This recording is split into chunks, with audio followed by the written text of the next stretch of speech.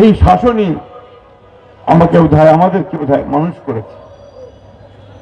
তার এই সত্য শাসন, অকুণ্ঠ ভালোবাসা, তার দিক নির্দেশনা, এগুলোই আমাদেরকে মানুষ করেছে। একটা কথা না বলে আমি পারি না, ঠাকুরগাঁ হাই স্কুল আর টাউন ক্লাবের মধ্যে ফুটবল খেলা হচ্ছিল। আমি ক্লাস 10-এ পড়ি।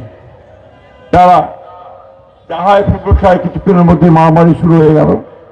মারামারি শুরুর পর স্বাভাবিকভাবে টাউন ক্লাবের সব সিনিয়র ভাইরা তারা আমাকে মেরে তাড়িয়ে হাই স্কুলের মাঠে ঢুকিয়ে দিলেন। চিজি আইসক্রিমের সাথে ভেলভেটি কেকের মিশ্রণে পোলার রেড ভেলভেট আইসক্রিম, মন ভালো থাক।